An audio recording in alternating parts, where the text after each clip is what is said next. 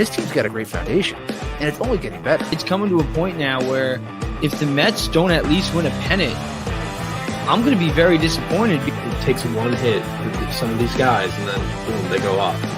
This is the Mets. I don't know. I'm not afraid of anyone other than like exactly. The this is the Mets. And Jake Ross is like, hey, Buck, I want an elephant. You get him an elephant, all right? Because wow, look at this new Mets way. This is awesome. Hello, everybody, and welcome to a free agency, the first of probably many editions of the Mets way. And there's a lot going on, and a lot to eventually go on. It's great to be back. We're going to be talking about Edwin Diaz. The trumpets will be sounding again at Citi Field. And Brandon Nimmo and Jacob deGrom are still free agents. And we're also going to be going into, our starting pitching rotation, which will most likely be depleted come tomorrow. And some other stuff. But, boys, it's been a while. The World Series is finally over. The Phillies lost. And now we get to talk Mets baseball again without the Phillies hanging over our head. So, how are we feeling? Feel great. It is a delight to see them lose so handedly in those last two games. Like, I didn't want to admit it to any of my friends, but I was openly rooting for the Astros in my heart. It didn't feel great, but I did it, and I don't care. I'll say it now. I was the same way. I was voting for the Astros too, and it did not feel right. But, when you got the Phillies, you got to stay loyal. Got to stay loyal to the Mets. And it was kind of nice to see that the two last pitchers that did take the L there were two former Mets. So, I'm not wishing anything bad on former Mets, but, if they won those two games, I think there would have been a lot of fire thrown at the Mets for not re-signing both those guys. See, I like to call them old friends, not ex-Mets. They're old friends. Syndergaard, I mean, that was perfect that he kind of blew that game there. Wheeler, I don't feel either way about him because that was kind of our fault for not bringing him back. But Syndergaard, after he left, he totally did a 180 and hates the Mets now and was praising Chase Utley, which is ridiculous after he threw out his head and stuff. And I mean, by the way, Phillies lost, Astros won. I was rooting for the Astros. Kind of not shameless about it because something that Jeff Passan said, which was that was the Astros of old.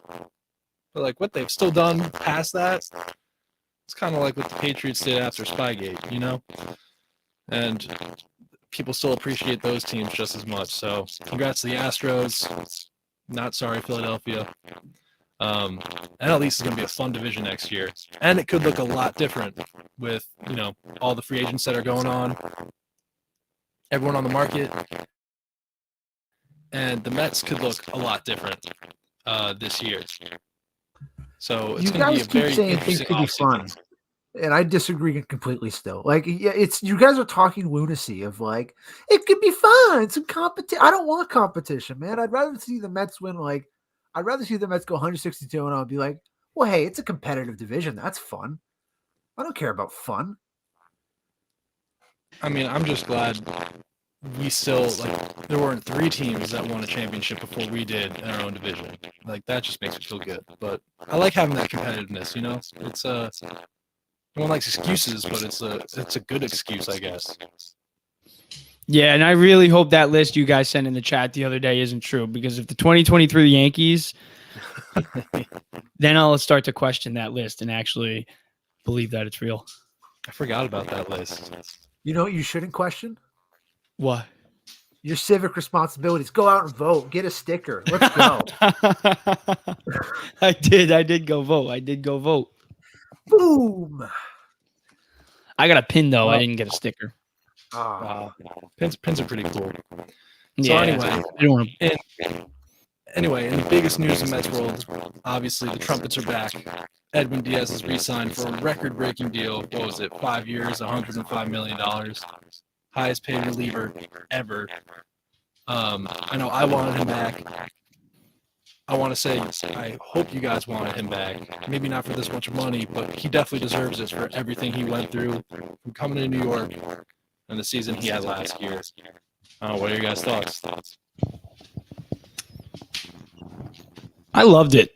I thought it was a great deal. The no trade clause, I think it was I think there was a couple things thrown in there to lure him back early, because I honestly think if he did hit the open market and tested, and talked to some other teams, I think he would have gotten a bit more than his annual value with the Mets. But listen, if you're a reliever and someone's throwing 5 years at you for that type of money, I think you take it. And yes, the contract is very high. And yes, it is 5 years, but we do got to remember he's still kind of young for a reliever. He's only going to be 29 next season. The relievers that we have seen get deals north of 15 million plus, to name a few, Liam Hendricks, he was the highest paid reliever just before Diaz. He's in his upper 30s.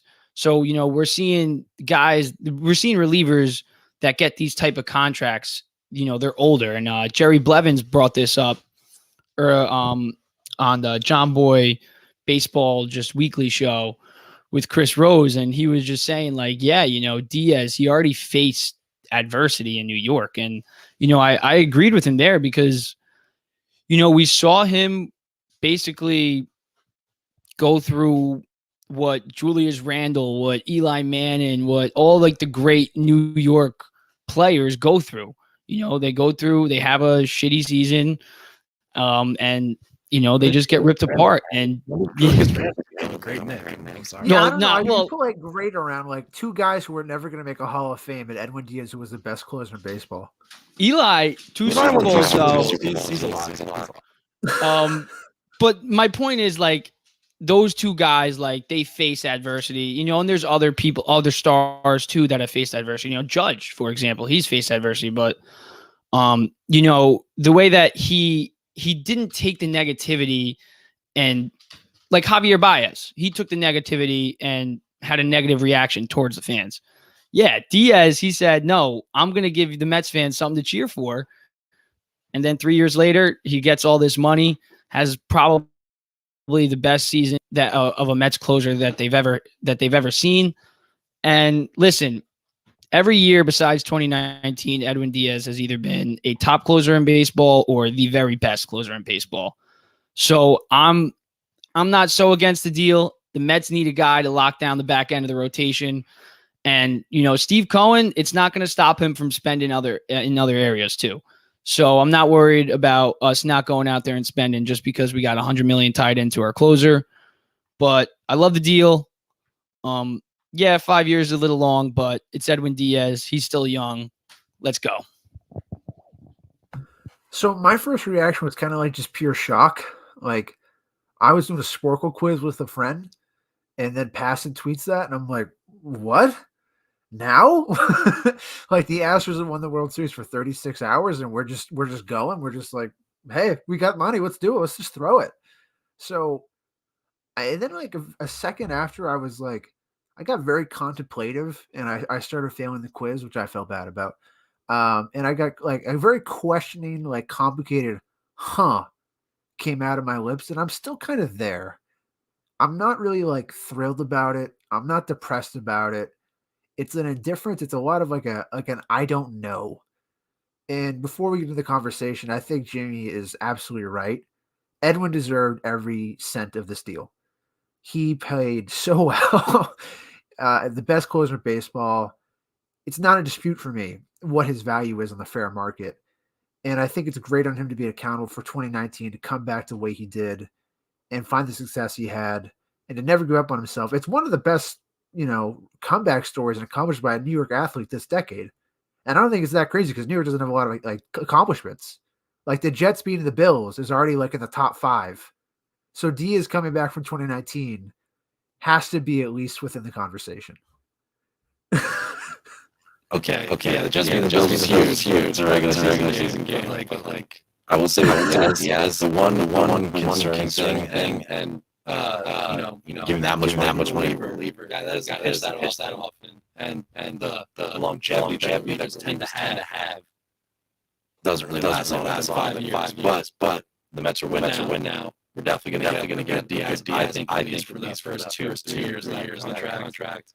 And your flops, whatever. And also it's a good deal because a lot of the money is a lot of money that postpones on the later half of the contract, which keeps us under the tax threshold. And yeah. Well, Yeah, I don't think I would have handed out this contract. And the kind of reason for that is that Diaz as a Met has always ranged from incredible good in 2021 to abominable. Like, yes, I think Jimmy is right. He was good at 2021, but he's still a 3.45 ERA in 63 games. That's not $20 million. And like, in all truthfully, I think he's somewhere in the middle. I think he's going to have an ERA throughout the rest of his deal of 2.40, 2.30. Sounds about right to me. I don't think he'll be as good as he was last year. And I don't think he'll be as worse as he was in 2019 or even 2021. But what concerns me is the success of these big reliever contracts isn't really that well. Currently, the highest paid relievers in MLB last season were Aroldis Chapman, Craig Kimbrell, Kenley Jansen, Zach Britton, and Liam Hendricks. The other thing these guys have in common is none of them finished with a 1.7 F4 or higher. On the other end of that spectrum, 8 of the top 10 relievers in Fangraphs WAR last season made $2.6 million or less. And we'll talk about kind of what lessons the Mets can learn from the Astros and the Phillies. But when you look at the Astros' dominant bullpen, their highest paid reliever is Ryan Presley. They paid him $10 million last season. In total, they spent $30 million on their entire bullpen. The Mets spent $20 on Diaz, which I know there's a whole lot of financial shenanigans they've got going on, which I don't know right now, but more when that gets updated. But they spent a large chunk of their bullpen money on Diaz, and still has employees Lugo, Ottavino, May, Rodriguez, and Hunter. So it's great for Diaz, and I'm just not sure that we can say with certainty that he'll be able to duplicate his success. Yeah, I don't see him having another lights out season like last year. I think he can definitely have another, lights out year, just not that lights out. But, I think I agree, Josh. If he can give us a 2.3 ERA, 2.40, something in that range, then it makes it worth it. And yeah, I agree, though, with your take on the Astros because,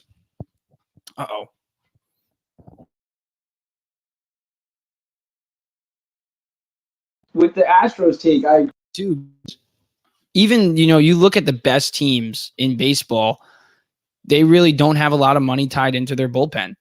And I'm not sure if, Cohen's thinking, screw it. I got the money, let's go spend it. But at the same time, yeah, it does worry me a little bit that, the best teams in baseball, they have their payroll isn't so tied into their bullpen. And then the people who have, like you just mentioned, the Yankees with Aroldis Chapman, another perfect example, Kenley Jansen. Atlanta, they just won a World Series title last year, but they added Kenley Jansen, and Kenley wasn't even that good this year. He was just, mid at most. So yeah, I definitely agree there. And I don't know. It's just, they were a little bit older and Diaz is a bit younger. So it does give me a little bit more hope, but still, yeah, I do see where you're coming from, where having a lot of money tied into one guy in the bullpen does kind of give you a little bit of question marks on where you can fill out the rest of the bullpen. It's sus, but how many good relievers are there? How often are you going to come by a guy? Is Seth Lugo going to close? I think it was money well spent. It is a little worrisome. Jared, I can't. Oh, wait, maybe that's me. There's all a little valid. The technical difficulties on the show have been awesome.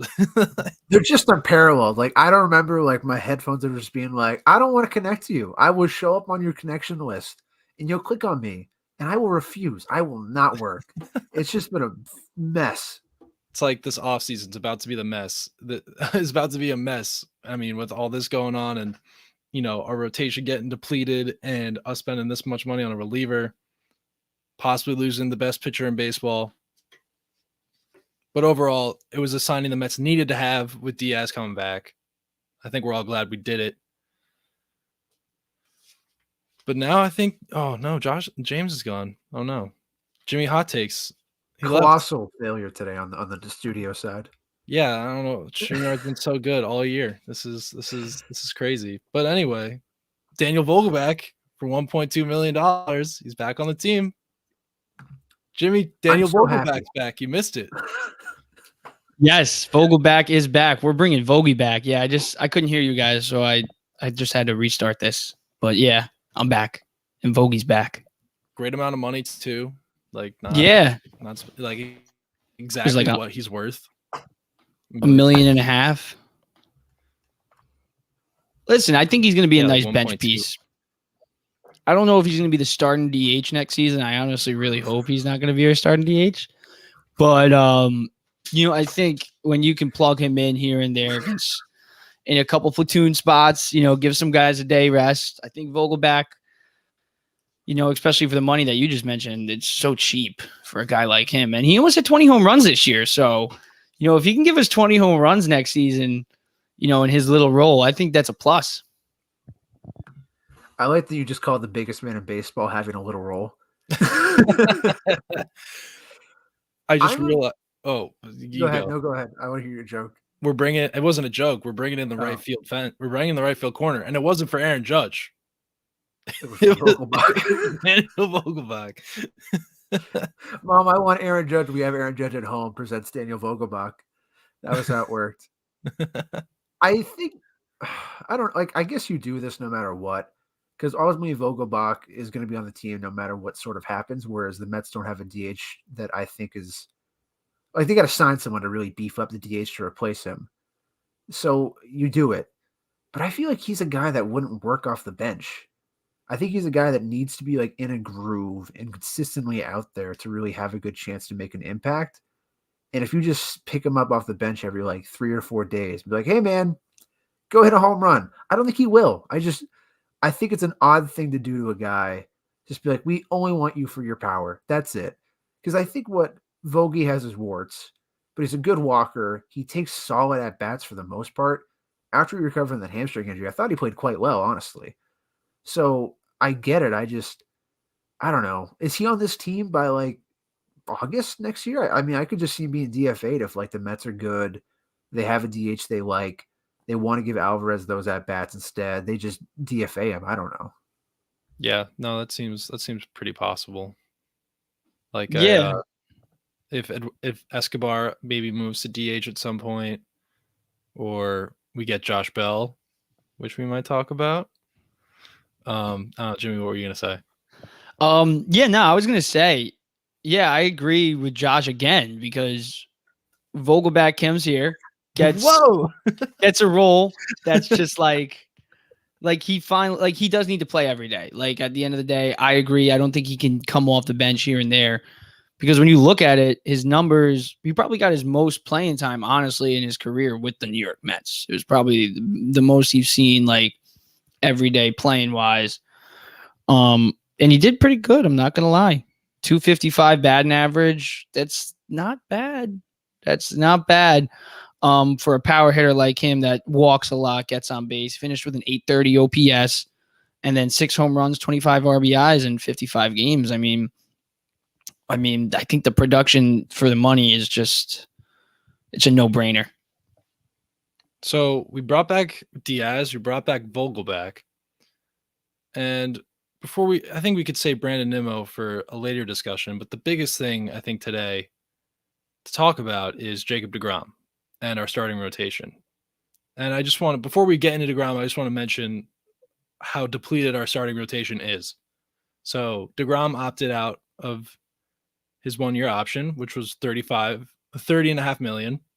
Bassett is gone when he didn't take $19 million, and Walker opted out of $6 million to test the market. So now that leaves us with Max Scherzer, who's very old, Tyler McGill, who was injured all of last year, and David Peterson. That's it. That's all we got. So, like, I guess we should start with Jacob deGrom. I mean, are you guys sure we're not underselling RJ Alvarez swing into the rotation and just having a huge impact? Like, let's go. RJ Alvarez season. Let's go. That's the only Alvarez I want to see in the opening day roster. Who's Francisco? I only know RJ. That's my Lord and Savior.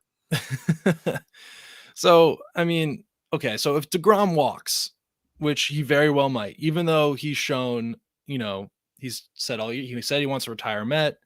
He likes playing for the Mets. Mark Canha had a quote a while ago in an interview with Mike Puma saying that he thinks deGrom will be back. He thinks Bassett's going to be back. Just from conversations they had. But how would you guys feel if Jacob deGrom decided to sign with another team? Maybe a team in Texas or a team in Atlanta. I don't know. How would you guys feel? I hope it's a Texas one, not the Atlanta one if he signs somewhere else. If he does that, he's dead to me. I'll just say it right now. You're dead to me, Jake. If you go to Atlanta after all we've done, all we've gone through, and it would hurt so bad. Yeah, I would. If deGrom actually went to Atlanta, yeah, I'm gonna have to tear up that. No, I'm not gonna tear up the autograph, but it's a 2-time Cy Young and a Rookie of the Year. But yeah, I think on the topic of deGrom with the Mets, you know, there's been a lot of Mets fans that are hesitant, and as they should be. You know, deGrom just hasn't pitched since 2019. It's just just the injury history that he has. You know, you have to bring it up in contract talks, 100%. But at the same time, Jared, you mentioned our rotation has 3 guys right now, and 2 of them weren't even really supposed to even be part of this starting rotation in David Peterson and Tyler McGill. You know, so that's last season. But I don't know. I want deGrom back. And, you know, you mentioned it earlier, Jared. If Max Scherzer's getting $40 million, yeah, you got to give it to deGrom. deGrom's been here longer, and he still deserves $40 million, no matter where he goes, Mets or no Mets. He's still going to get paid. I want to see the Mets sign him. You know, I do. I get the injury history, I do, but listen, if you can get him 2 to 4 years, that's 1 extra year than Max Scherzer's contract. So it's still kind of short term, but it's like kind of a midterm contract. I wouldn't go over 45, 50 million, definitely not for 4 years. But if you can get him on a 4-year deal under $45 million, I think you got to do it because one, our rotation has no one. You know, we were talking about last year that the dream of seeing Jake and Max pitch back to back never happened. The 1-2 punch. Yeah. The 1-2 punch just never lived up to the hype. You know, I'd love to see him run it back. One, because, you know, if I'm going to bet on one pitcher in Major League Baseball, if I had $100 million and I had to bet on one pitcher, I'm still taking Jacob deGrom.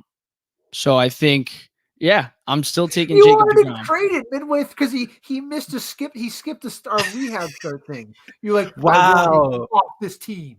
I love Yeah, the accountability. that was, listen, I love it. I hate the fact when he doesn't want to pitch. When he wants to. He can't. He's like, hey guys, I'm a little sore today. Can we just push it back a day? Yeah, that's not like, yeah. It's just like, I don't know, if he's going to be missing his starts, and yeah, I don't want him, but I'm willing to bet money that Jacob deGrom will be there for the Mets. I just think I'm not sure if it's going to be 30 plus starts, but we're seeing guys like Clayton Kershaw almost lead the league in WAR as a pitcher, only pitching 22 starts. So as long as we can get 25, even 30 plus starts, which would be great, 30 plus, but 25 plus starts from deGrom, and that $40 million contract for him becomes worth it because those 25 starts are going to be dominant, and come playoff time, he's going to be well rested. And I think that's also another plus. I'm of 2 minds of this. There's the fan side of me, and there's like the rational side of me. And I think where they meet in the middle is like, I understand no matter what happens, what this is. You know, if he leaves, I get it. I get why he would want to leave. I get why the management would let him leave because, you know, he's 36 or whatever. And he's got all these sorts of injuries that aren't going away anytime soon. And more often than not, they're not like, oh, pinky finger, a little sore. It's like, nah, that's a 6-month injury. That's a year-long injury. They're so drastic that it makes me scared because the history doesn't show us that these guys magically find the youth of whatever, the fountain of youth. I don't know why I was struggling to think of that. It doesn't show us they find the Lazarus pit. I'll go to Batman. That's easier for me. They don't find the Lazarus pit like Ra's al Ghul and suddenly come out a 20-year-old with all these fixed ligaments and all this sort of thing. So the history isn't good for this. But I also he's the Mets guy. Like, honestly, you can make a case to me that his 2022 or his 2021 season, the first half of it before he got hurt, was the best pitching any Met pitcher has ever done. You could honestly make a case that Jacob deGrom is the most talented pitcher the Mets have ever had and possibly ever will have, because the stuff that year and from 2018 to 2019 was so elite that you could give me Doc, you could give me Tom, but those guys are in a different era now. We've got guys hitting home runs at the highest frequency, and Jacob deGrom defeated them all every 5 days in 2018, 2019, and then the first half of 2021. So to bring him back, I get it. But I don't know. It's really hard. Like, if he signs with the Braves, I will be so mad. If he signs with the Rangers, good on him for getting the bag.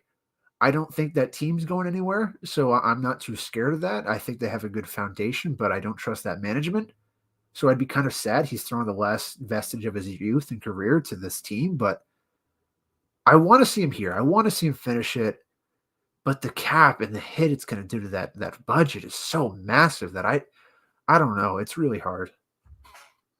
All right, so it is really hard, but the Mets would be really stupid to let him go. And this isn't even like, well, not really stupid, because if he does leave, that frees up a lot of options for maybe a guy like Trey Turner or another elite pitcher. It's possible. It's just freeing up money. I mean, Turner's going to ask for a lot of money, so probably around Lindor area, like his contract, so at least an average annual value. So whatever. But anyway, back to deGrom. The Mets, you're talking about history, Josh, right? History of pitchers and injuries.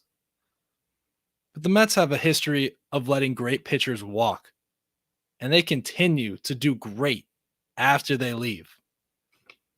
First one, the franchise, Tom Seaver. Jerry Koosman left the Mets after winning a World Series. Still had a great career. Nolan Ryan. Doc Gooden was great as a Yankee. David Cohn, great as a Met in 88. Threw a perfect game with the Yankees, had a great career. So we let all these great guys walk. It's like, that's what the Mets do. Like, let's we always talk about how we want to, these Mets are different, the ownership's different. Well, this is one way to be different. Keep the elite arm talent. And if you're going to give Max Scherzer at his age that much money, you're not going to give deGrom that money. The guy who's been there, the guy who's been there for this long has given us so much success. And the one guy in the playoffs in this 1-2 punch who actually delivered and had a great game. A great, hopefully not his last game at Citi Field. And, who are you going to replace him with? The Rodon guy? He's been just as injured as deGrom his whole career. Why are you laughing, Josh? This is all fact. No, it's not anything you're saying. It's just you call him the Rodon guy. Like he's like a D-list superhero joining the Marvel universe. It's like, look out, kids, it's Rodon guy. But like, I'm serious. We have literally one of the. You're right, though. Two-time Cy Young guy, and we want this like random dude who's playing for the Angels and was like Trey Turner's teammate in college. Like, who cares? Like, we have the GOAT. We don't want to lose him. And this is the last thing I'll say. He has around the same amount innings pitched as Max Scherzer pre going to Washington. And he's like, so somewhat low mileage, even though he's been injured.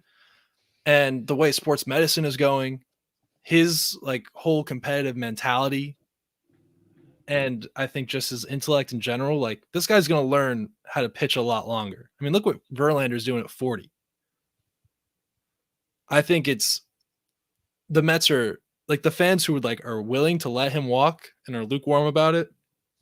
Like, you're an idiot. We should be begging. we should be begging for this man to stay. And it's honestly just going to come down to the money and what the front office wants to do. Like, they don't want, like they already said, or at least Martino reported, and we aren't the biggest fans of Andy Martino here. But he said the Mets they're going to give him like their offer, maybe go a little bit higher, but they don't want to get into a huge bidding war with 3 different teams. So it all depends on what the Mets want to do. I think we'd be idiots to let him walk. If you're a Met fan who doesn't care that he's going to leave, you're an idiot. You're an idiot of a Met fan if you want Justin Verlander to be on this team next year. Okay, that's stupid. That Well, is unquestionably dumb. I don't know about. I've been saying all year, pay the man. Just pay the man everything he wants. Imagine Let they him just get retire a both. Met. Let's not make the same mistake we always make with elite guys. Zach Wheeler, another one. Just Yeah. forgot. Brody Well, Van Wagen. He didn't have as you're much saying- success, but just a Well, nothing homegrown you guys guy. are saying is wrong, but like, I don't think they let Doc Gooden go and like Kuzman after he was like 36 and had made 11 starts in 2 seasons. You know, like, or 11 starts in the last year and a half. It's just troubling to me that this is how this goes. But gun to my head, hypothetically, there's like a little revolver right there, and they're like, "Do you want Jake deGrom on this team?" I'm saying yes, because I mean, I know I'm a penny pincher boy, but this isn't my money. If this goes up in flames, that's on Steve Cohen. It's not on me. Like, I'll be sad about it, but like, I'm I'll be fine. I'll just keep living my life. But I want him back. I do. I'm just really worried it becomes an awful, awful contract where you want to talk about another guy who was injury prone when he got signed to a big deal off a good season, Steven Strasburg. Look what happened there. So I don't know. If it happens, great. If it doesn't, I get it. And I really hope he goes to a good team that gives him a chance to win without hurting us. That's not in Just Atlanta. not Atlanta, please. Not Atlanta. Get as far away from us as possible. If he signs with like, it'd be hilarious if he goes to the Rockies. He's like, yeah, I just nice air. Nice air. Great school system. Yo, I would. That's how you know Jake is just Jake. He's just his own simple man self. But yo, shout out to the new listeners though in the chat. We got Alex saying we need deGrom. He is the GOAT. Yeah. And then we got Frankie Diaz, new to the channel. Nice. Related to Got some Edwin? new listeners. Are you? Maybe. Is it Edwin's third brother? Can we get him? Because I'm going to talk about how we should trade for Alexis Diaz later. Can we just get all the Diaz brothers, like the Hanson brothers from Slapshot, and just make it a whole thing? That would be so cool. That would be. Yeah. Oh, I They want to see brought their- deGrom back though. They I wanna brought see their him back. fucking boys with them. All right. So DeGrom, we all want him back. I mean, but like I kind of mentioned that Rodon guy, whatever the hell his name is. That's His That name was is hilarious. Carlos Rodon. It's okay, Carlos Jared. You can give Rodon. him a name. Sorry. Carlos Rodon. Sorry, no disrespect. I'm sure you're a nice person. Rodon guy. I'm sure you're a great guy. But like who would we even who's gonna like I don't like I always DeGrom's our ace. I mean Scherzer kind of was that guy all year. But like who are we gonna replace him with if he leaves? Like what ace are we gonna go after? Because we need a legit number 2 or an ace to pair with Scherzer, no? Yeah.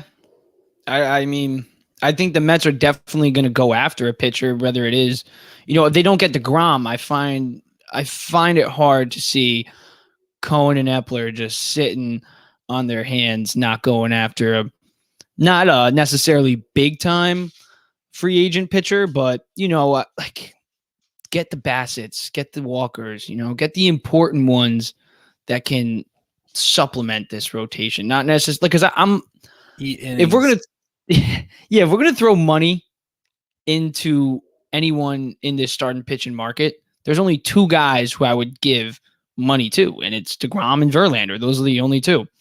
Maybe the only reason I'm so hesitant on Carlos Rondon is just the track record. He hasn't done it as long as DeGrom has done it. He's been successful, and this was his best year this year, and he had a 2.88 ERA, and that's his best season. That's DeGrom's worst season.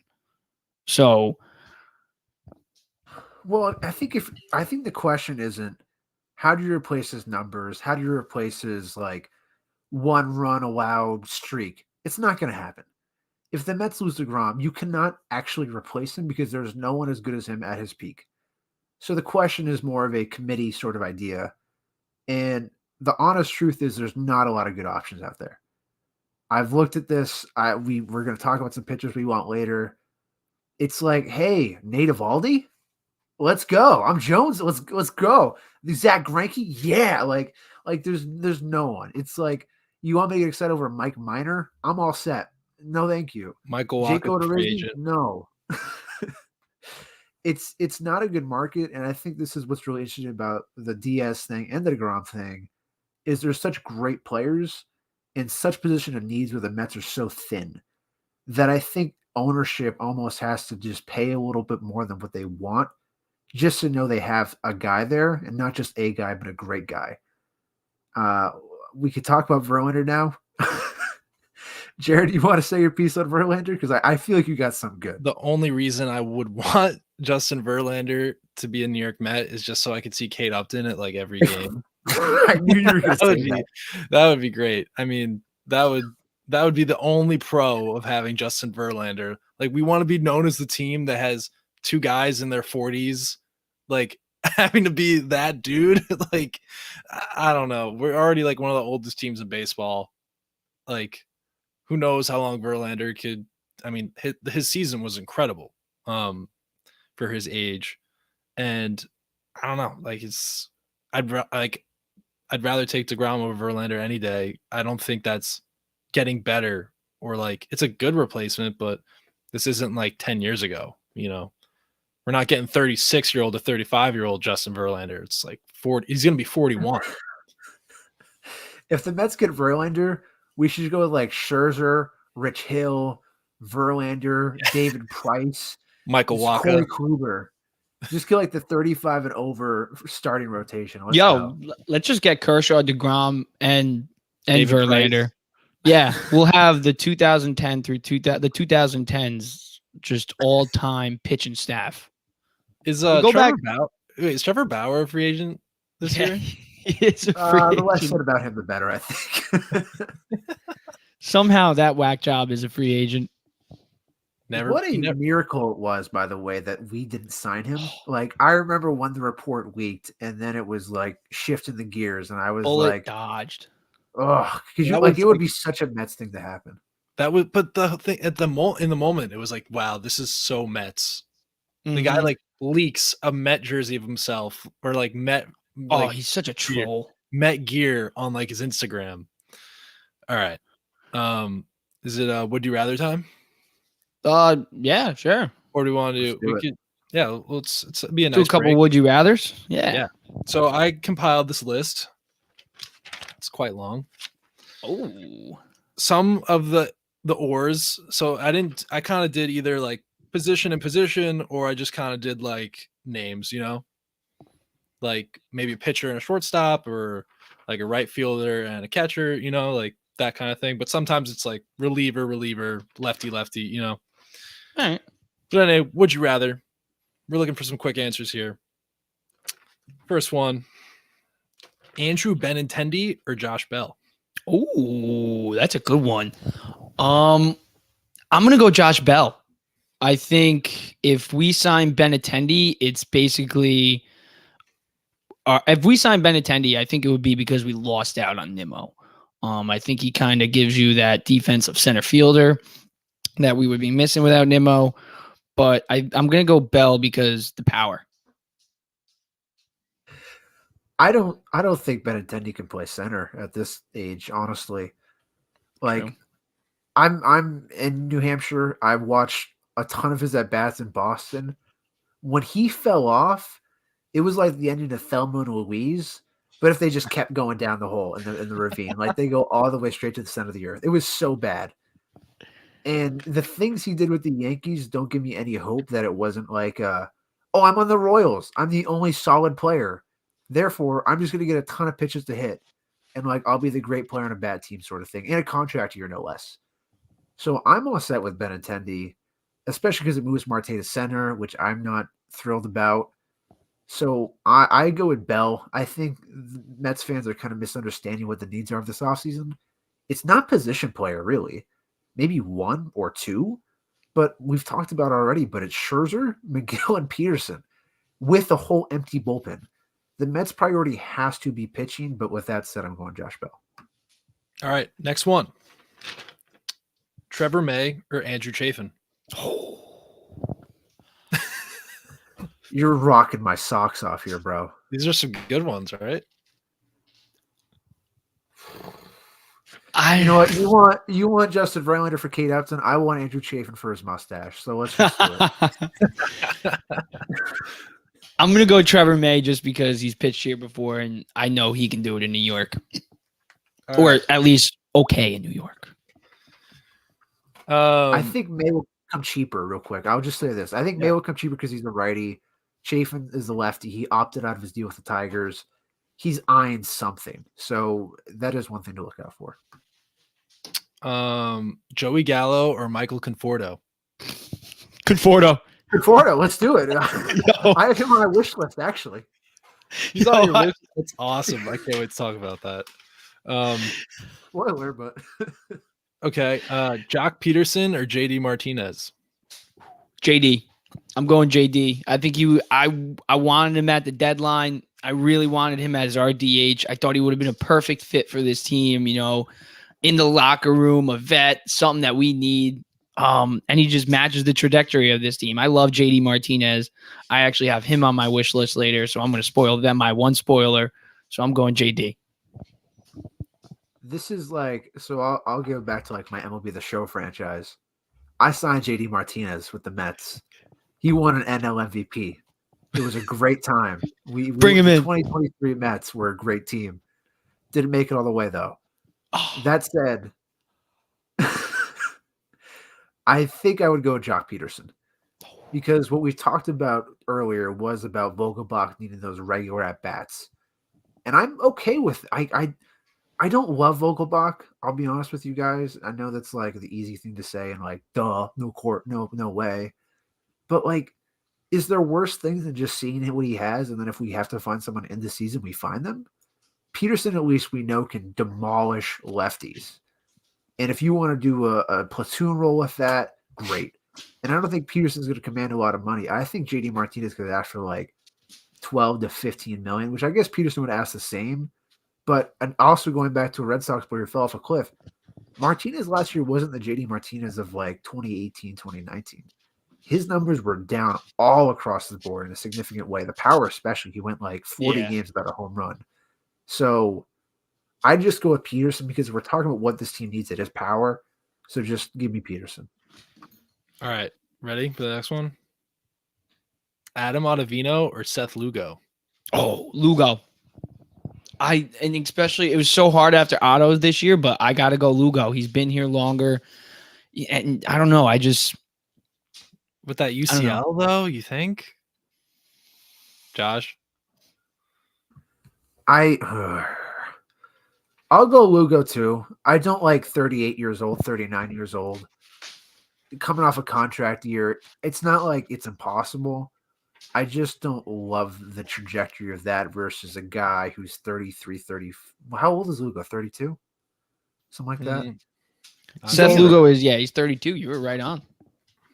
I know my age. So I don't know, because it's I think Lugo, if you sign him, it's a 2-year deal. It's not a Band-Aid, which I think is what Ottavino would be with more of a risk to explode on your face. Word. All right. We're going to keep it in. Actually, no, we're not going to keep in the pitching. I'll come back to that after. Jose Abreu or Nelson Cruz? Oh, that's a good one. Very possible. Yeah, they're both. Jose Abreu was such a young rookie. But so was him and deGrom. I think they made their debut in the same season, actually. Did they? Or am I wrong? Jose Abreu, 35, 36? Yeah, but I know he made a late.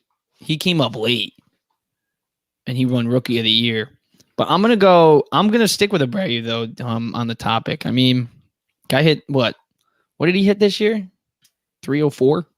He hit something like that. Yeah, he played very well. Yeah, 304 in 157 games. He's durable. So I'm going to go Jose Abreu. And, like Josh said, we need a power bat. Only 15 home runs, but, 75 RBIs and 30 home runs and 117 RBIs the year before. So maybe he can find some of that magic.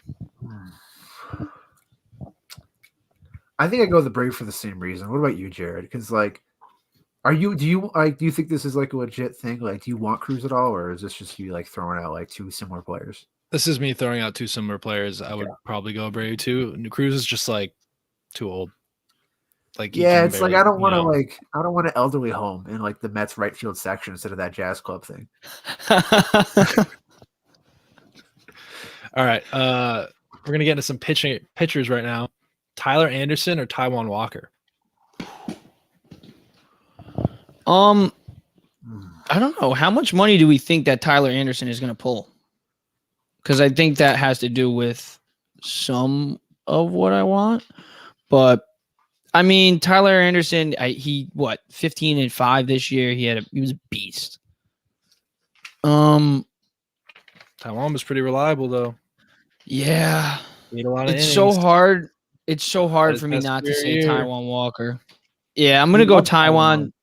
Yeah, I'm going Taijuan. We already have our ace. We don't need another ace. We need someone to eat innings. So I've got SpotTrack's market value estimates. Basically, they have Tyler Anderson at 13.6 mil. They have Walker at 13.8. So pretty negligible. I would go with Walker too. I just think it's a good thing to show the players like we trust you. If you perform for us, we'll bring you back. You hit free agency. I'm also a little scared of Anderson being like a 1-year wonder sort of thing. It's very odd. A guy 32 years old has the best season of his career on a great pitching staff that knows how to develop players. So it makes me think either he's going to be a guy of like, oh, the Dodgers fixed him, or the Dodgers fixed him and no one else really got anything out of him. I think he could be like Humpty Dumpty. So I'll go with Walker. He knows the system. He knows the city. He likes it here. Let's just keep it rolling. He likes Batman too. So that means a lot. All right. This one's a little because he may or may not come back, but Sean Manaea or Carlos Carrasco?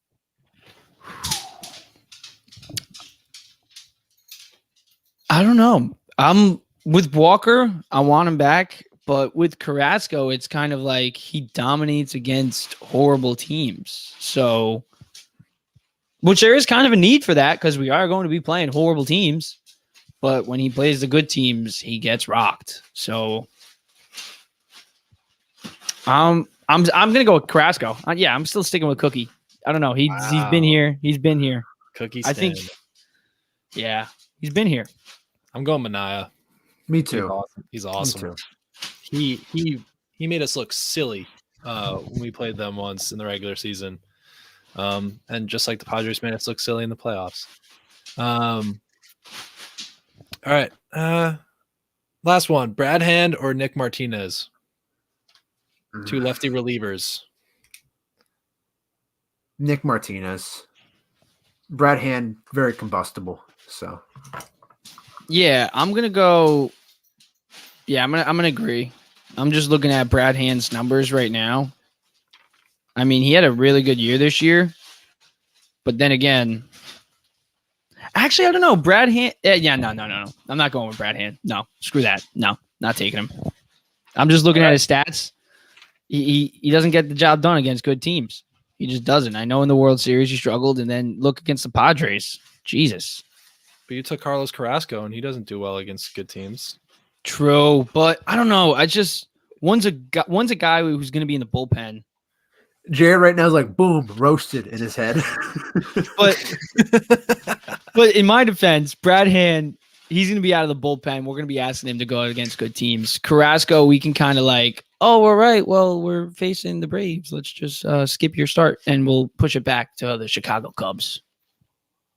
So anyway, that was Would You Rather, brought to you by Jimmy Hot Takes. That was a great idea. Thought that was a really good segment. That was fun. Yeah, shout out Pick a Side for the idea, too. Yeah, shout out Pick a Side. We don't plagiarize here. We give credit. All right, let's break into some discussion questions. I mean, there's still so much free agency we got to talk about. I mean, I kind of brought it up in the Would You Rathers, and Josh brought it up too. The biggest thing this offseason, it's not position players, it's bullpen. So like the only guy returning is Drew Smith. And I think I like Drew Smith. I think he had some rough patches, but I think he actually finished the season really well. How should the Mets rebuild their bullpen? And who are some guys that you're looking out for and would like to see on this team next year? my dog, he wants to give his input on this one. So who do I want to see on this team next year? Well, I know you guys probably know who. I want to see stars on this team. I want to see stars. Pitching wise, though, if we're gonna stick with pitching, I want deGrom back. And then if it's not deGrom, I want Verlander. We're talking bullpen. Oh, we're talking bullpen. Sorry, my dog got me distracted. Bullpen. Jesus, I'm all over the place. Bullpen, I don't got know. some names, I guess. Yeah, David Robertson. Let's go. Like I guess there's worse players to get here. Get him in a setup role. I think you do well. I think Michael Fulmer could be really interesting. Bring him Fulmer back. Matt. He was the guy we traded for Zach or for Belt. No, who did we trade him for? he went to the Tigers. It was Cespedes. Cespedes. Was it Thank you. Cespedes? It must have been. Yes. Yeah. So I think he had a great year. It's another sort of thing of a contract year scenario. So potentially that's a little dangerous, but the Mets are gonna have to live dangerously this offseason with their bullpen because there's no one. I'm not opposed to bringing back Michael Givens. I thought he played pretty well. I'm not quite sure what's up with his contract. I thought he signed a 2-year thing with the Cubs. Yeah, it's saying pretty that cheap. he I think we have a team option. So hopefully we pick that up. Other than that, it's like you got to hope some guys in-house develop and play well. Or else it's like Brad Boxberger coming up for the 6th inning. Let's go. Yeah, I'm just looking at the list right now. There's not really a lot of good options. I'd bring back Givens 100%. I think he didn't do great, but he didn't do horrible here. And he has a history with Buck Showalter, so maybe Buck can get a little bit more out of him. I think you bring back Lugo. I think that would give us another reliable arm and I get it. Lugo has the UCL, but he's had that for a while and he's pitched around it. And then from there, I mean, Trevor Williams is still a free agent. I know he's not going to be coming out of the bullpen, but I mean, not out of the bullpen a lot, but I mean, he's still going to be a very good option to open and get a few innings here and there when the Carrascos, if he does come back, get shelled in the first couple innings. It would be nice to have somebody out of the pen like that. So I think you bring back the guys, Givens, Lugo, and Trevor Williams. And then from there, I mean, yeah, it's basically all up in the air. I don't want, obviously, Aroldis, Craig Kimbrell, Will Smith, Zach Britton. I don't, no. And then from there, yeah, it's basically just Taylor. Is that Taylor Rogers a free agent this year? I don't know. Oh, he's interesting. Maybe. Yeah, he is. Yeah, he's like what, that side armor? Right? Isn't he throw sidearm? With the Giants or the Rays? Am I thinking of the wrong Giants Rogers? is the guy who kind of does the sinker, like There's twins. That's why it sucks. This is why twins are awful. It's just like, whoa, I'm a twin. Yo, get you are? Yeah. Really? Yeah. Oh, well, I take it back. So don't Brother- I apologize. I'll keep Wait. you off the StreamYard, bro. Is it a twin brother or twin sister? Twin sister. Oh. Yeah, we don't look That's alike. That's not as bad. At least you can tell you and your twin apart. Oh It's yeah. just like, come on, Taylor and Tyler Rod. And their parents picking the same name practically. It's like, get out of here. No, that's bad. I bet they were wearing the same clothes all the time as kids too. Ugh, Probably a little Shining-esque. stinky. I love. Yeah, the I was idea thinking of of the wrong bringing- Rogers. I love the idea of bringing Mr. Wolf back, Trevor Williams. It's probably not going to be worth it. I don't know how much he'd be asking for. He kind of already said his goodbye to the Mets. So maybe they kind of had talks and they're going to move on. Aw. I definitely think we need to address either bring back Lugo. I would love to bring back because he's homegrown, but he can't really pitch back-to-back games. He has that UCL tear. He kind of had a bounce back season, but his best days are definitely behind him from 18 and 19. I would like to bring back some lefties. I think Joely Rodriguez. I know you guys don't like Joely, but he's cheap. He's cheap, and he's a lefty. But if you're going to go outside organization, I would really like to see either the Mets make a run at Andrew Chafin. I mean, he's going to probably be asking for, I think he declined $6.5 million with the Tigers. Was the option he declined, so he's going to be asking for a little bit more money. I don't think they're going to have an issue spending maybe like $8 million to $10 million range for a lefty reliever who we kind of wanted to get at the deadline. Another lefty is Matt Moore. He's 34 years old, and he's a former starter who turned a reliever. He's got a 2.4 WAR, 1.95 ERA. He had 83 strikeouts and 74 innings pitched. And he only allowed 3 home runs all of 2022. And he only made $2.5 million a year. So like if we don't get Chafin, Matt Moore, I feel like he'd be a good option, very cheap, and former starter turned reliever. I think it'd be pretty interesting. So there's some options. Michael Givens, I didn't think about, and he wasn't great, but he had a good moment in the playoffs in that game 3, and he kind of had a small sample size all year. Really good athlete, sneaky athlete, can run the bases. Do you guys remember that? Michael Givens came on to pinch run. I do remember this actually quite vividly. Yeah, that was pretty cool. I wouldn't mind that. But, I mean, maybe McGill also and Peterson, because I think they see them as like actual bullpen guys. Peterson maybe can become that new Trevor Williams type. But I think they really want McGill to be in the bullpen. So maybe I'll he throw can one name out before we go to like the wish list. Bryce Montez de Oca. I liked what I saw last year. I'm not opposed to that. No, we have I good internal options. Yeah. What about a former Met in Rafael Montero? Oh God.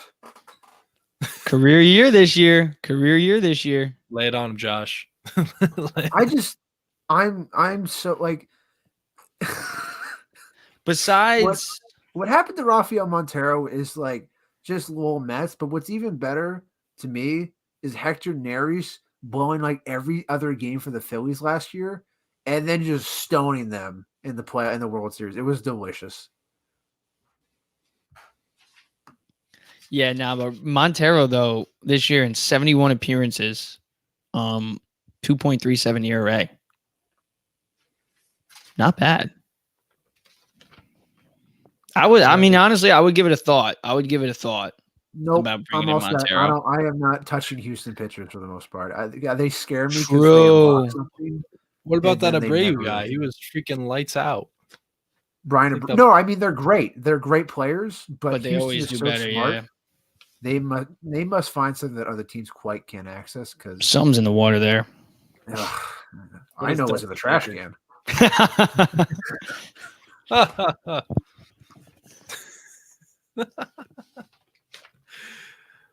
Oh, geez. A bunch of cheaters over there. The bullpen's going to be really interesting. I think they could definitely find some cheap talent. And internally with Montez de Oca, I'm glad you brought that up, Josh. He could be a pretty decent option, seeing how his offseason goes and everything. Wish list time? Ooh. Since it's almost the holiday season, since we're past Halloween. Let's get the Christmas spirit. Let's go. It's okay, all of a sudden it's okay to like start doing holiday stuff just because Halloween's over. It's freaking bullshit. But we're gonna make some wish lists anyway. I'm glad you used like your 1 or 2 swears on this episode just to call out that because guess what, Jared? You're fucking right. It is total BS. Thanksgiving hasn't even happened yet, and that's the best holiday of the fall. That's one. You got one more, Josh. Got one more. Everyone gets one. That's what Spider-Man said, everybody gets one. It's such a deep Family Guy reference. I love it. Hey. All right. Are we doing dream position players? Are we doing dream like everything, like pitching? And... I say since we're running a little later, let's just do position players this week. Come back next week with starting pitchers since we talked a lot about the bullpen. All right, bet. Who wants to go first? Who wants to tell their list to Santa? I'll go first. So I took this in a different direction because I know Jimmy's going to say Trey Turner and all this stuff. And I'm going to put up the mermaid sign again, and we're not going to have the whole debate. I will do it soon, but I don't want to do the Trey Turner debate now. But I'll start off. Michael Brantley. All right, look, I'm biased here. What's up? I was interesting. I was looking at him earlier today, and I was like, huh. You should, because Michael Brantley's awesome. And like, I'm biased here. He would not solve the power problem with this lineup. The most home runs he ever hit in a season was 22. He's not a power machine, but he rakes. And while he can't quite hit the ball out of the park, did notch 29 doubles in his last full season. That's a good chunk. Overall, he's a 298 career hitter with one of the sweetest swings of the game. Add on to that a 794 OPS, and we've got a hot tamale. What I think Brantley could add to this team is almost like a pedigree. You know, in Houston, he's been such a vocal leader for that team, which is mostly young, honestly, outside of like Altuve. It's a pretty young core. So for him to step up there, and what I love is that during the World Series after the Astros lost Game 3, Brantley, who couldn't play most of the season, which we'll talk about later, Brantley called a players-only meeting, despite the fact he can't even play. He was like, yo, fellas, come on in. We need to talk about what's going on. To motivate the team to improve their hitting. The Astros players then later cited it as a key motivator for how they turn things around in the next 3 games. That's leadership, baby. That's what I want from my older guys. There are causes for concern. He'll turn 37 next season. He had shoulder surgery this last season. But if the Mets lose Nimmo, I think Brantley could replace some of his offensive production in terms of average, on base, and such and such. I like the Brantley idea. His on-base percentage was 370 this year, and I'll tell you what, if there's one thing that the Mets needed in that wild card round, it was a guy like Brantley to freaking fire them up and get their offense going. Yeah, I'm going to go. My number 1 is pretty obvious. It's Trey Turner. I think there's no other way to put it other than he's him. Is he on the graphic? Is that him next to Josh Bell? That doesn't look like Trey Turner. Oh yeah, that's little Trey Turner right there next to Josh Bell. Huh, little Trey Turner. I pump up Michael Brantley. I'm like leadership, and you're like, that's little Trey Turner. Oh yeah, little Trey Turner. The 298 batting average, over 100 RBIs this year, 22 home runs. Last year he was the batting champion in 2021. Led the league in hits in 2021 also with 195. And then in 2020 he also led the league in hits with 78. So I'm going to go with Turner as like my number 1 wish this season. I think you'll give him enough money, he won't care about playing second base. Jeff McNeil, his feelings won't be hurt. He'll play left field and hit probably 320, 330 again. And I think he just he solves every offensive issue with the Mets. Because at the end of the day, yes, we need pitching. We need bullpen a lot more than we need hitting. But we also need another guy that can help Pete Alonso. And whether that's, I don't know, like I would love the idea of a Josh Bell. I would love the idea of even another power hitter, such as really any power hitter you can think of would do good with the Mets because that's what they need. They need power. But Trey Turner, he's a 5-tool baseball player. He's power, speed, field, arm. He's everything. So I think you add a guy like him into the middle of the lineup, you're talking Turner, Lindor, Alonso, Marte, those 4 guys alone, and then you add McNeil. That's 5 legit all-stars in the middle of your lineup. No team is going to want to face that. No pitcher is going to want to face that. So that's why I really want Trey Turner. Also, 160 games played this year, 148 last year, 162 in 2018. The guy plays. What's up, Jared? I have a question. So what's up?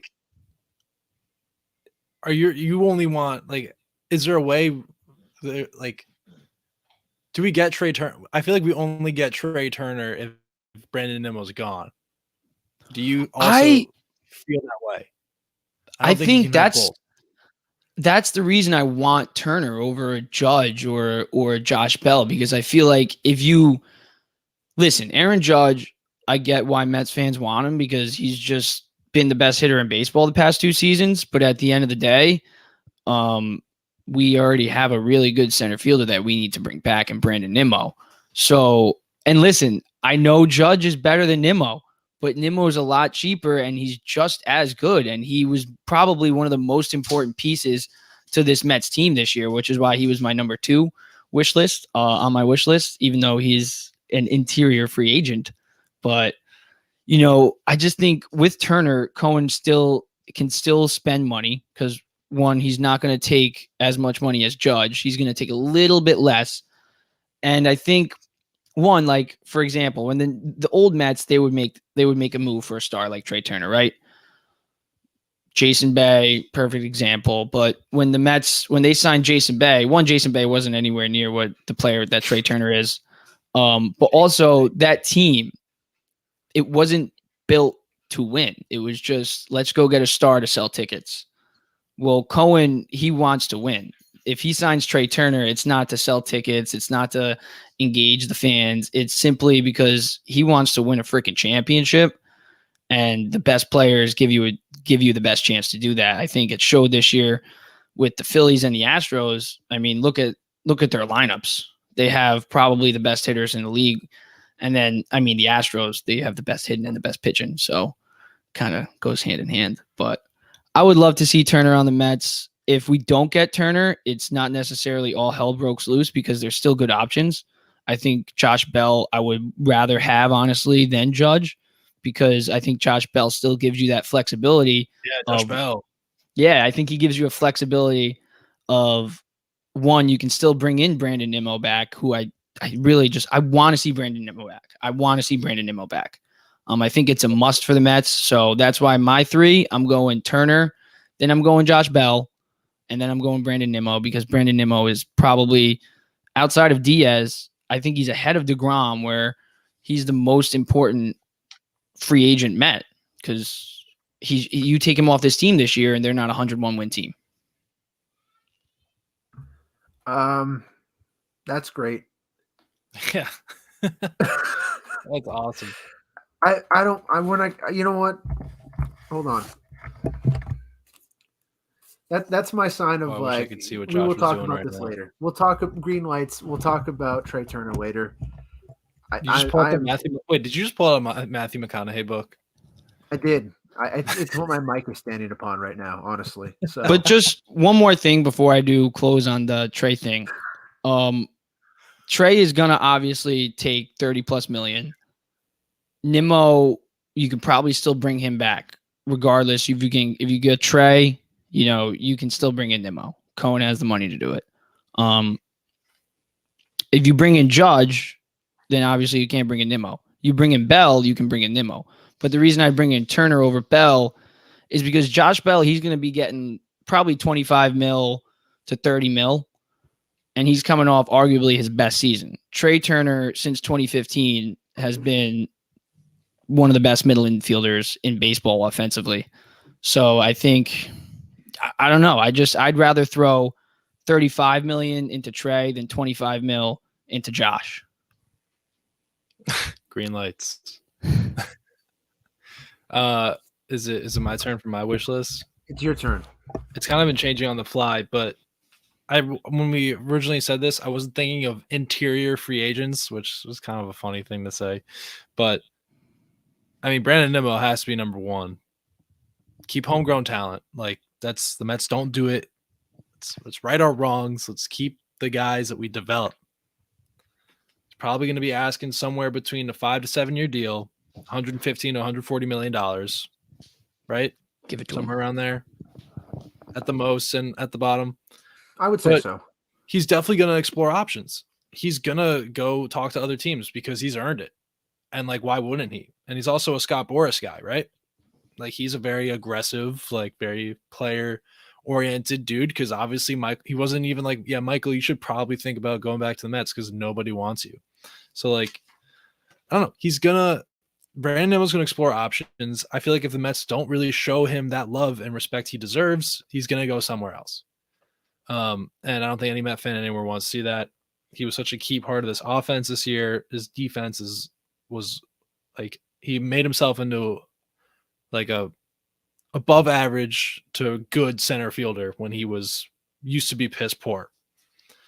So keep Brandon Nimmo. I mean, I could say I already kind of made my Jacob deGrom spiel, so he would be on the list, but I'm gonna leave him off of it just for the sake of this topic. Josh Bell I already talked about. We need a DH. We need a guy who can hit. He loves hitting home runs in Citi Field. He loves hitting in Citi Field, period. I mean, you saw what he did to us. He's going to probably have like a low average annual value, probably around like $18 million. That's like projected. And he likes to play Mets baseball. Like he's a power guy, but he's also a lot of contact. And we all want him at the deadline, but the Nationals just weren't going to give him to us, because in division. But now we have a chance to go out and get him, bring him back to the East Coast. He had a little West Coast jitters because he literally did not perform or do anything relevant until he got to the playoffs against us on the East Coast, and when he had to play the Phillies on the East Coast. So bring Josh Bell back, make him a Met, make him be that DH, and if Pete needs a rest, let him play first base. And the last guy I'd really want, and this is kind of all very dependent on if certain players leave, like if we don't get a Brandon Nimmo back, or we don't get a Jacob deGrom back. This is tough because we haven't talked about Chris Bassett at all. And he definitely deserves to be talked about. But, I mean, the guy was so solid all year. And it's going to be Chris Bassett. I'm just going to go this way because it's more likely than not deGrom leaves. But Bassett was that dude. And obviously he left a sour taste in our mouth with those last 2 games. And some comments that he said about the pressure of playing in New York. But those are the New York jitters. And maybe after 1 year of playing in New York, and he had a great season. He 8 innings. He was the most reliable guy. He's gonna get out of those New York jitters and find his New York groove, just like Francisco Lindor did. So I'll have Brandon Nimmo, Josh Bell, Chris Bassett. Bring him back. No, I thought we were going round robin, so I was like, all right, well, he'll go. Oh, we're doing round robin. Oh, damn! No, it's we gotta fine. communicate better, guys. Come on. It's fine. Damn My it, number Jimmy. 2. My number 2. I'm gonna say his name. I want you guys to tell me if you know this man exists. His name is Dalton Varsho. All right. Ooh, Cool. Japanese guy? No, he is the Arizona Diamondbacks center fielder. So with Brantley, I talked about how I think it could replace the Mets' offensive production should Nemo leave, which is what I'm operating under. There's no basis to that. It's just like I took this also as like an external thing, so I explored different options of what the Mets could do. But Varsho could replace Nemo defensively. He's an interesting center field option if he does leave. And what I like is that, number one, he's on the Diamondbacks, who aren't good. They have no reason to keep anyone on that roster besides like their young talent and Zach Gallen. It's like you could put a for sale sign on every one of the other players on the team. They'd be like, yeah. I mean, you could even say Ketel Marte could be an interesting replacement for Nimmo if it comes to play. But digress. We're staying on Varsho. Plays solid defense. He's not Nimmo, but he's an interesting bat. So in 150 games last year, Varsho hit just 235, but he maintained a 302 OBP. But the real intrigue for Varsho to me is his power. He had 27 home runs and 74 RBIs. His 4.6 F-WAR was 4th among all center fielders last year. The rub with Varsho is that he strikes out a lot, like 24% of his appearances, a lot, which isn't good. It is not what the Mets offense is kind of about. It's not their discipline as of late. But he's a guy that I think the Mets could get for kind of cheap. I think a Vientos possibly could be in a trade for that. Give up for that for Varsho, maybe even a worse prospect, because like I said, this isn't like a name who's like an all-star. He hasn't done really anything. But I think he could be a compelling guy to bring in and just throw him out there and see what you get. Number 3, JD Martinez. Enough said. I think he'd be a fun addition. Okay, I was surprised by the JD. Especially because you kind of like pooped on him earlier. I love JD. I think he would be I think he would, if you can get JD on a 1 to 2 year deal for pretty cheap, it could help this team, the trajectory with where they want to be at in the next 2 to 5. Well, really 1 to 2 with Scherzer's contract. But yeah, I think JD if you can squeeze the last little bit out of him. So I really like. Okay, so let's try to wrap and like summarize. So big free agents. Jacob deGrom. Show of hands or maybe a thumbs up or a yes. He should be in a New York Met. Yes. Yes. Do you think he will actually come back?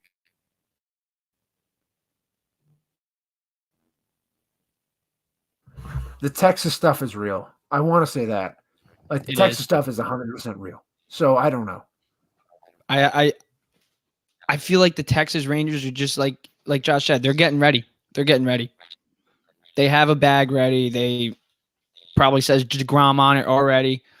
Just ready to hand it to him right when they walk in his office. It's going to take a lot for Cohen to keep deGrom here. I think it's going to be a no trade clause, obviously. I think it's going to be 4 years. I think it's going to be 45 plus mil. I think deGrom's getting it. I think he's going to get 45 plus mil. Sounds crazy, but if there's one guy that's a pitcher that can get that much money, it's going to be Jacob deGrom. Well, I will say this. I think he definitely deserves this money for the end of the day. This offseason is pretty crucial, but I have a pretty good feeling that things are going to go the Mets' way going forward through this offseason, and we're going to get some good players. Yeah. Wrap it up. Yeah. Till next time. Till next week. Yeah, we'll be back with YouTube everywhere. We're doing this. Signing off. Deuces.